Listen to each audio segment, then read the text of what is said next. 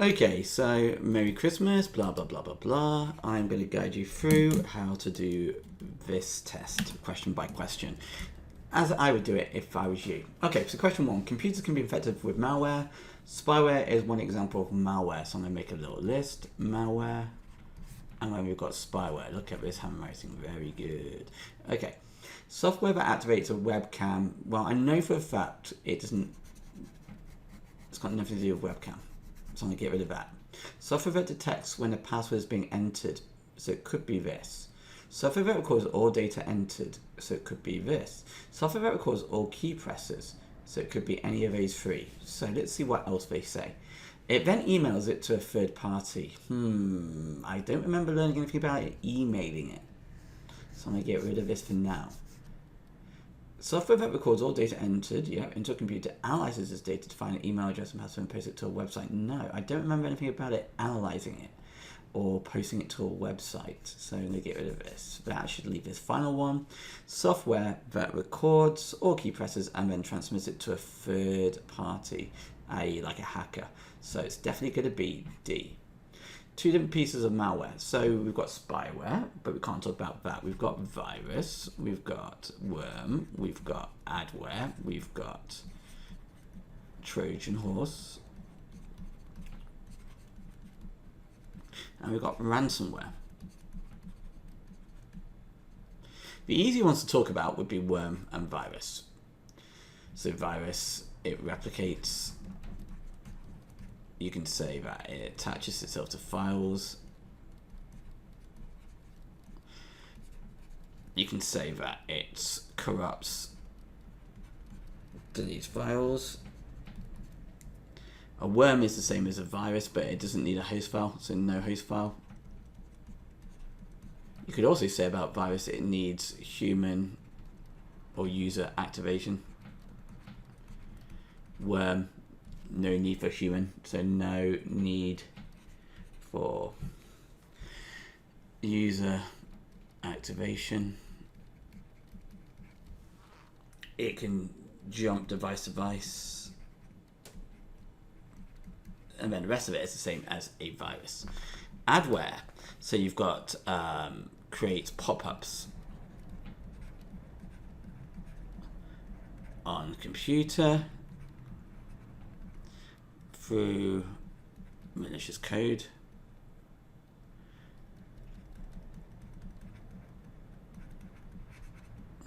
Trojan horse, so it appears, and that's key, appears to be legit software. But what it does, it opens backdoors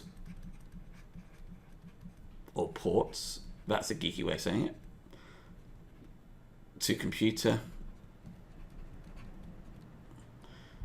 for hackers to gain access. I apologize if you can't read my writing. My hand is hurting. I haven't actually used a pen like this for so long. Ransomware. Okay, so code that encrypts your data, so locks you out and forces you, so forces person, that says, to pay to decrypt.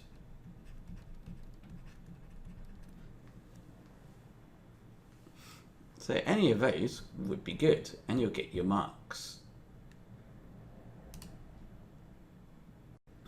Okay, so we have the first question, 8 bytes equals whatever nibbles. So let's look at this. This is a bit. This is 2 bits, 3 bits, 4 bits. So 1, 2, 3, 4. 4 bits is also called a nibble. We then have 5 bits, 6 bits, 7 bits,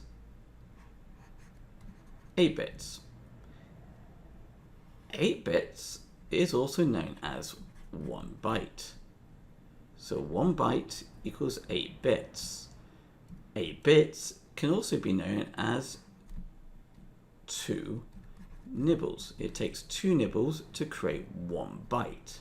This question says we've got 8 bytes, so we've got 8 of these. So if I was to draw out those columns 8 times, how many nibbles would we have? Well, if it takes 2 nibbles to make 1, it's going to be 2 nibbles multiplied by how many bytes, which would be 8. So our first answer is going to be 16. The second question is looking at something called Kibi and Mebi.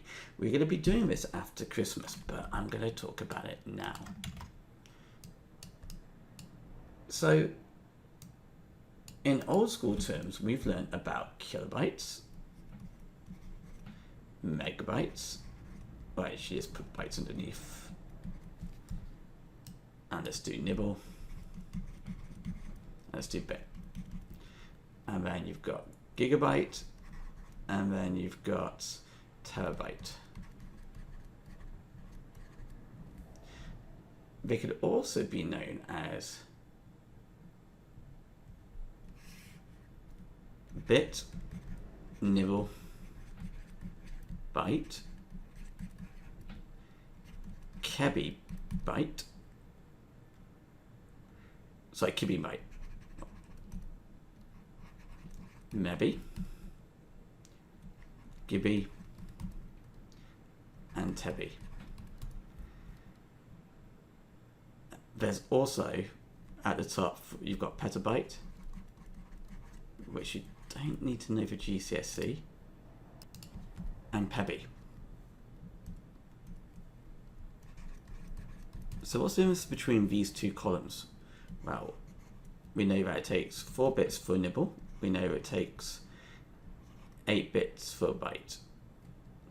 If we want to go from bytes to kilobytes, we divide by 1,000. Kilobytes to megabytes, divide by 1,000, and so on. If we're going down, megabytes to kilobytes, multiply by 1,000. For bits to nibbles, it's the same. It's 4. Nibbles to byte, it's the same. It takes, well, sorry, from bit to byte, it takes 8 bits. Now, this is where we use 1024. Divide. 1024. 1024. So the exam board for the old syllabus wants you to be using bits, nibbles, bytes, kilobytes, megabytes, gigabytes, terabytes, and petabytes. For the new one, they want you to be using pebi, tebi, gibi, gigabytes, mebibytes, kibibytes, etc. So we're using 1024 instead. So we go to the question.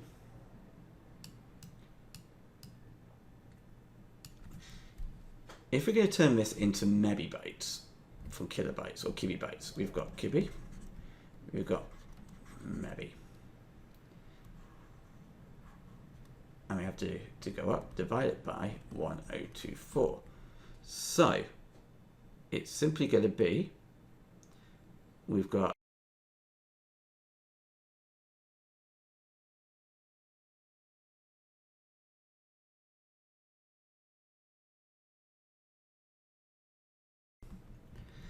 so it's going to be 512 divided by 1024, which gives you 0.5 MIB. When we see MIB, mebi, KIB, kibi, etc. If you did it by 1,000, that won't be allowed in our exam, and we need to look at how, and we will spend some time leading up to the actual exam, to do long division.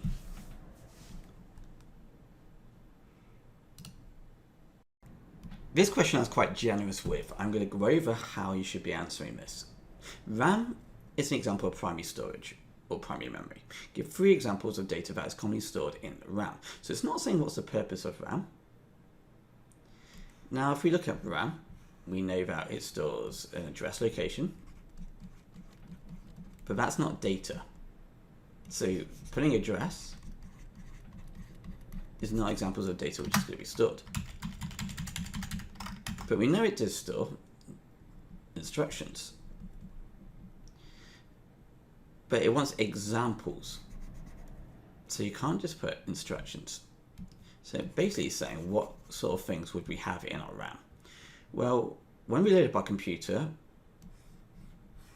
this is our RAM. What takes up most of our RAM, well, a lot of it, is the operating system. So the OS is data. It's an example of data. It's an app. Well, it's not an app, it's software. The operating system is software that is used in the RAM because we're currently using it. We're currently using our computer or our phone. It's using the operating system. The operating system is therefore having to be in the RAM. So you've got OS. What else have we learnt about in terms of software? Well, we've learnt about something called utility software, like disk cleanup and disk defragmenter. So you've got OS, you've got utility, and there's one other type of system software which will be stored in our RAM, and that is application software.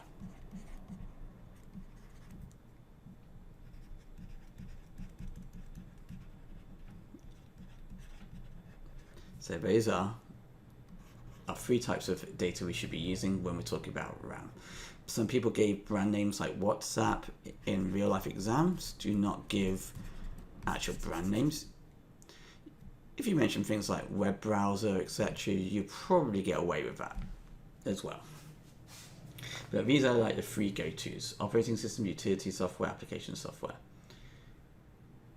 And those are all examples of system software. All of those are commonly stored in your RAM. Apologies, I've just looked at the mark scheme. They will accept instructions being used data. That's two different answers: instructions and data. It's not really useful, or I would say it's not really an example saying data, because it's whatever. Give examples of data that's commonly stored in the RAM. Data, whatever. So currently used, and that needs to be the phrase for everything: currently used parts of the OS, currently used utility software, currently used application software, currently used data, currently used instructions. So if you mention these in your actual answer, please add on 2 marks and message me on ePraise. Okay, so what is secondary storage? Secondary storage stores... Ooh, I don't like that colour. Let's try this again. Stores data permanently.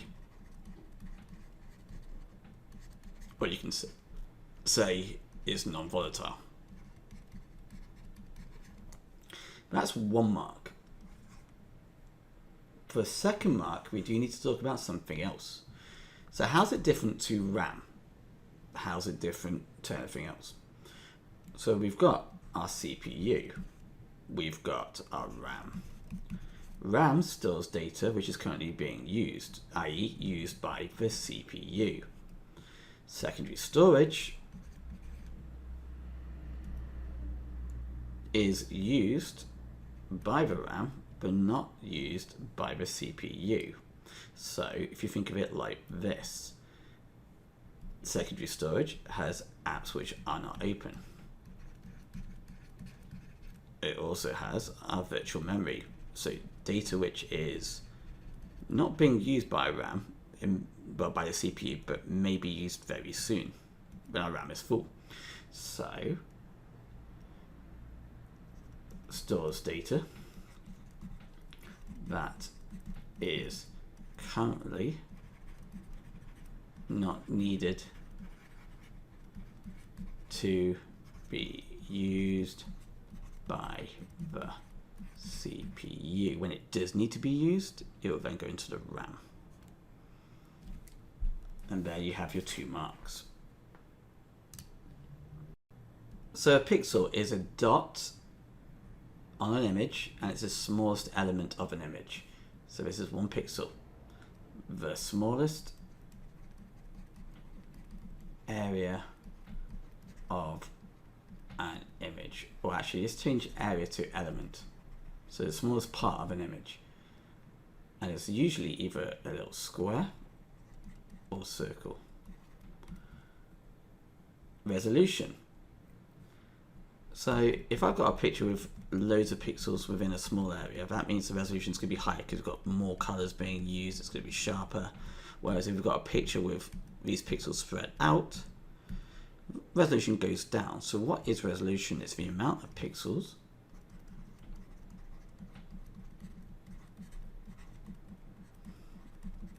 per square inch. And you can also say for the height and width of image. So it's basically saying, so if we've got height going this way, we've got width obviously going this way, it's the amount of pixels we have per height and width per square inch. So I've given you 2 marks for this, even though it's worth 1. If you mentioned that, that's a mark. Or you could have mentioned this, the amount of pixels per height and width.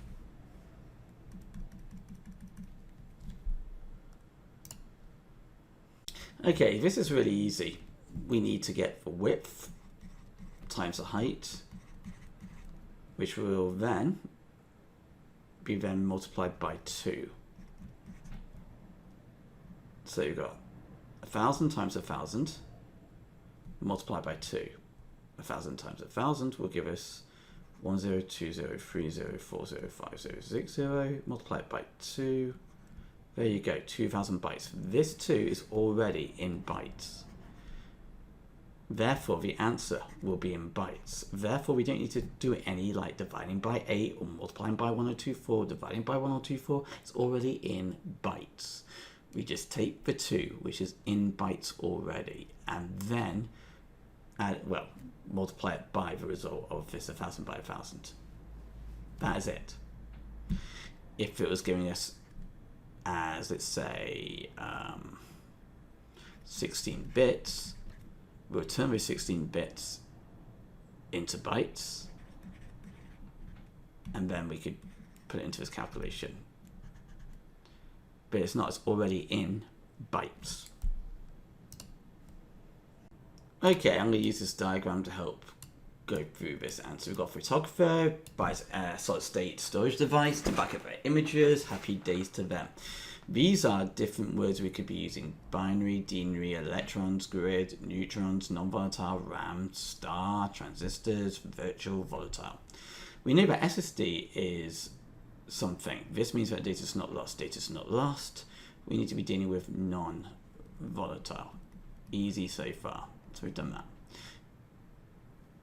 Solid state storage is made up of something that are laid out in a something. Well, it's made up of loads and loads and loads of transistors. These transistors, so the transistors, basically their role is to change the electrical currents which are sent to it into zeros and ones and vice versa. Remember, zeros and ones is how computers can actually understand data. So you've got transistors. These transistors are laid in a grid format. So imagine you've got your SSD, you've got like a grid, and you've got transistors throughout. And what happens is the data gets put into these NAND cells. This is where the data is stored. These logic gates. So the gates are used to control the flow of now the data is sent as electrons through the transistors. So transistors, remember, let's use yellow, turns the electrons into basically zeros and ones. So it turns our electricity into zeros and ones so our computer can use it and store the information. So, solid state storage is non-volatile. It means data is not lost when you turn it off. When solid state is made up of lots of transistors, it's made up of NAND gates as well. It's also laid out in a grid format. The gates, which store the data, help control the flow of the electrons. Those electrons will need to be turned into binary, or machine language, should we say, machine code, through the transistors. The photographer is compressing their image before they're sending it by email. Why would you compress it? Well, we know that by compressing it, it makes the file size smaller. That's an advantage. That's one reason why we would compress it. By making it smaller, it's going to be faster to transmit. That means to send. It's also going to take up less bandwidth. So if you think about it, this is like your bandwidth at home. If you're sending something which is not compressed, it takes up a lot of your bandwidth, which means you can't send up that much data at the same time. By you reducing the size of a file, it means that you can send other things as well on that bandwidth, and it doesn't clog it up. So less bandwidth. But also, another advantage is it takes up less storage space. So any of those would be your answers. So you can say file size is smaller, tick. Faster to transmit, tick. It takes up less bandwidth, tick. It takes up less storage space, tick. And that's reasons for why we would compress the file before sending it by email. That email is key. If we weren't talking about email, we're just talking about storing on a computer. So if the question was, the photographer wants to store on his computer, it's got thousands of other photos, why would they compress? They're not planning to email. You would not talk about faster to transmit. You wouldn't talk about less bandwidth because we're not sending it anywhere. We're just talking about it takes up less storage space, more photos can be stored. But this question does talk about email, so ignore what I've just said there. I'm just helping you adapt to the scenario. Okay, so this question is again very easy. It says, okay. A website allows users to purchase items. Computer sends a request to the homepage to the website server. The request is sent using packet switching. So we know about packet switching. It's where it turns data into packets. Those packets are then sent to routers. The routers then send it onto another router, which then eventually gets to the destination. At the destination, it puts the packets back into order. Blah, blah, blah, blah, blah. But it's asking us the structure of a packet as... Oh, where's it gone? Okay. Structure of a packet has 3 elements. One element is the packet header. Element, header. Identify 2 items of data contained in a packet header. So what do we have? We've got sender's IP address. We've got receiver's IP address. We've got the packet number, or packet ID number, or sequence number, and we've got the error checking method. Identify 2 other elements. If we know that one element is a header, what else makes up a packet? Well, we've got the payload. The payload is where we keep the data. And then we've got the trailer, not the trail, the trailer, where it contains other error checking methods, and it also contains the amount of packets being sent. Like we're sending, this is packet number 5 out of 50. A lot of you guys actually put this, or some of you actually put this as the answer to this, and this as the answer to this. Read the question properly. Identify 2 items of data contained in a header. Other elements. What is an element? What says it in the question? If you've got headers, 1 element, what are the other 2? Simple reading, comprehension, thinking. Computer A needs to be directly connected to a router that's in a different room. Tick which one box here, the other box. Whether we should be using serial or parallel, and justify. Well, actually, you can answer either or for this. I would go with serial myself, so I'm going to do serial, but I will explain how we can talk about parallel. Let's get out of our head that serial is super slow. It's not super slow. Serial is still quick. When you use a USB, it is quick. It's just not as fast as parallel. So why would we use serial? Well, there's a number of different reasons of why we would. So, stupid mouse. We've got some different reasons of why we would use serial. Number one, data arrives in order, so not skewed.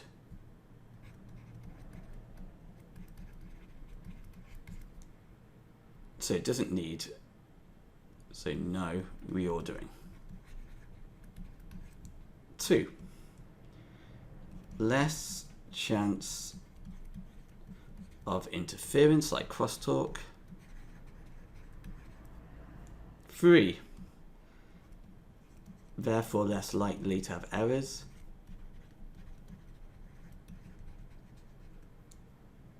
4, perfect then for long distance.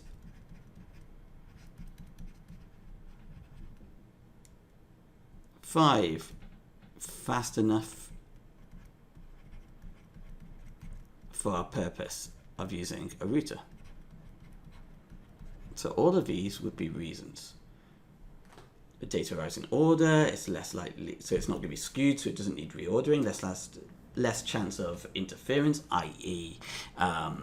It's not going to have noise or crosstalk, less likely to have any errors, perfect for long distance, and it's still fast enough.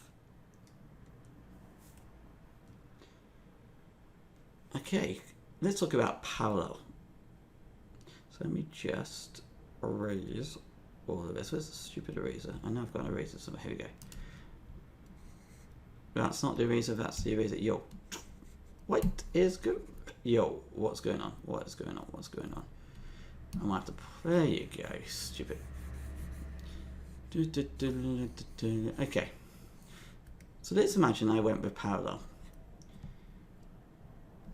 1, it's faster transmission. So don't just put it's faster than serial. It's faster transmission speed than serial. Faster to respond to requests, like me clicking on a link for a website or whatever. It'll be fast to respond to what I want. You could argue that if it's right next door, you don't need to have a very long connection. As next room, not long distance. Therefore, less likely to be skewed or interference. To be fair, we don't know how big the house is. I appreciate that a lot of you guys live in mansions, but for most people, the next room might be literally a few feet away. Okay, so we've got define full duplex data transmission. This is so easy again. Data that can be sent or transmitted in both directions at the same time. It's got nothing to do with sending lots of data at the same time. So it's not to do with sending lots of data at the same time. That is parallel. Full duplex is both directions, data can travel in at the same time. That is it. That is your full duplex.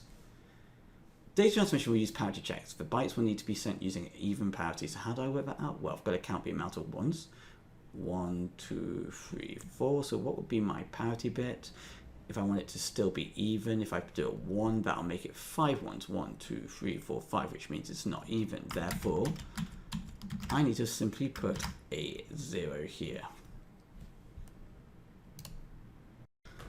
Wow, 2 functions of a web browser.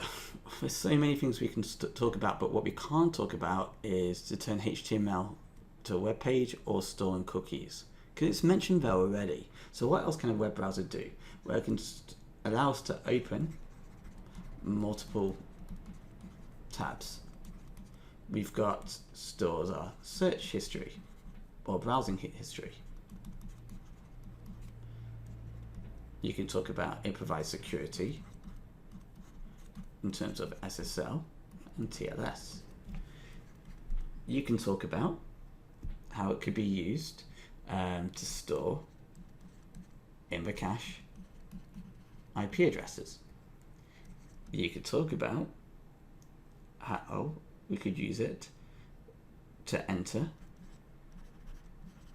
URLs or IP addresses in the bar. You can talk about, what else can we talk about? Allows to navigate pressing the forward or backwards button. That'll be like the worst answer to put, but you can still put it like that button or that button to go backwards and forwards between pages. To download files.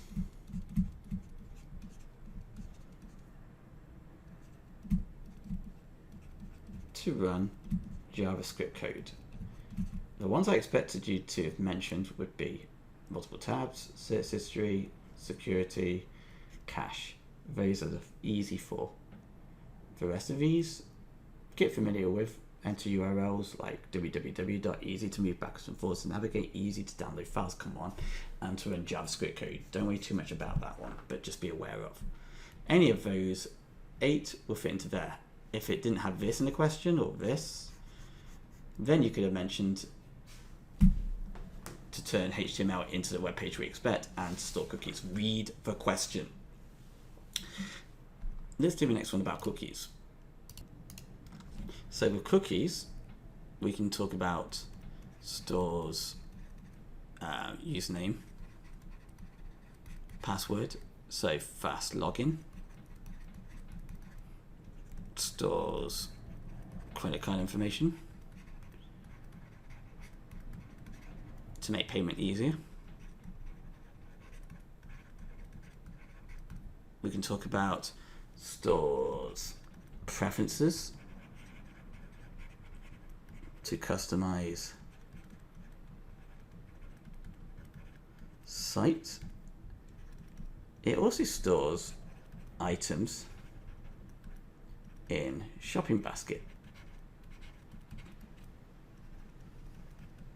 So when you add to a basket on like Amazon, it stores it in your cookie. And it also finally stores the web pages on that website visited to help, I'm running out of space, with advertising. So let's imagine I go onto Amazon, and I click on Barbie dolls. It'll remember that I clicked on Barbie dolls. I then click on a motorbike. It then remembers I clicked on motorbike. So any of those 5 would be useful to put into here. Okay, so this is pretty easy. We need to fill in the gaps. So binary, we've got 31. How do we turn this into hexadecimal? To turn something into hexadecimal from binary, just split it into half. On this side it'll be 1. On this side it'll be 15. 15 in hexadecimal is F. Because remember, A is 10, B is 11, C is 12, 13, 14, 15. If this adds up to 15, 15 would be F, so 1F. 140 into binary, so 1, 2, 4, 8, 16, 32, 64, 1, 2, 8, 1, 0, 0, 1. That gives us 138, 142, 142 I think, 150. Oh, so I've gone over. Silly me. So let's do 0. Let's do 8, so that gives us 136. That gives us 140. So 1, 0, 0, 0, 1, 1, 0, 0. Okay, now let's work out the denary. So we've got 0, 1, 0, 1, 1, 0, 1, 0, 1, 2, 4, 8, 16, 32, 64. 64 plus 16 gives us 80, 88, 90. And to turn left, we need to turn 120 into binary. So 120 into binary would be 64 plus 32, which gives us 96. 96 plus 16 will give us 112. 120, there you go. So 0, 1, 1, 1, 0, 0, 0. 4 ones. 1, 1, 1, 1. My bad. 1, 2, 3, 4, 5, 6, 7, 8. Perfect. Okay. Okay, so let's describe the characteristics of AI. So if we mentioned collects data, we need a large data set when we're dealing with AI. Think about ChatGPT. It deals with millions of websites. It scrapes those websites to get information. It deals with users all the time. So it collects data and stores, that means and by the way, rules. So that's the first one. Second one, ability to learn and adapt. And we've also got ability to reason. From all of these, we want it to learn from mistakes with the aim of building own data and its own rules, so that it can either categorize its own data, so think about unsupervised learning, or it makes predictions. Think about supervised. This is going to be a flower. Yes, it is a flower. So you can actually build this into your answer here to bulk it up a little bit. So learning from mistakes, building its own data and rules with the aim that it's going to categorize or make predictions based on its data. So that is the characteristics of AI. Okay, so this question is not asking you how does a robot work. This is about how AI is in the robot for it to work. So it's not asking for you like sensors. It's not looking for things along those lines. If the question was how does a robot work, you can talk about sensors, you can talk about actuators, but no, this is about how does AI allow this robot to move forward continuously until it detects an object. Remember that video about that simulation, which was learning how to walk? It first of all did the worm. It then progressed and it could kind of do skipping, then it could kind of walk, but it couldn't turn. How did it learn? Well, it learned through machine learning. But what type of machine learning? There are 3 different types. If you mentioned, so I'm going to put algorithms, such as reinforcement learning or reinforced learning. Let's go with reinforced. What does that do? How does it work? Well, this agent, which is the AI robot, collects data. It has a goal or an objective. It gets given rewards, punishments. It learns from rewards and punishments for the next time. It creates patterns, or creates and recognizes patterns, so it starts developing its own brain. That's what brains are, basically, pattern recognition machines. That's what our brain is, which is stored. I'm running out of space. Which is stored. Each iteration, so that means loop, each time it tries it, it learns for the next time. And and improves. Take this robot here. If it's trying to get to here, and it can walk, but we're just trying to get it there, it will probably try, let's imagine it goes down this way, and it walks this way, but it realizes it can't go any further. It'll then probably go this way and not go any further. So it'll learn it can't go up, it can't go down and stay like that. So it has to come up with a different plan. So it might go down and then right. And it learns, okay, success, ding, I'll learn that. It then keeps walking, keeps walking, keeps walking, keeps walking, keeps walking, keeps walking, it gets to here, but it doesn't learn to turn again. So it learns there's a wall here. So the next time it goes, on the next trip, on the next iteration, it goes down because it knows that's successful. It goes right, it's successful. But it now knows to go up. But uh-oh, there's a fire, so it gets destroyed. So it has to start again. And it remembers for the next time, so these are like its brain.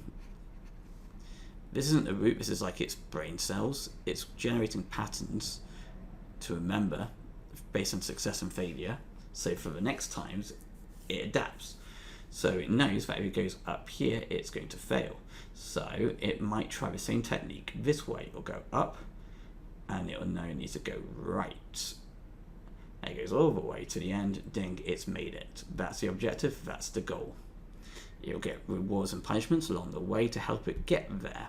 The punishment would be the fire down here. The reward, I would say, would be getting to that goal. They could set obstacles so that if you walk into these walls here, what I'm colouring in, you start again. If you walk into these walls, you start again. So it's encouraging it to turn as well.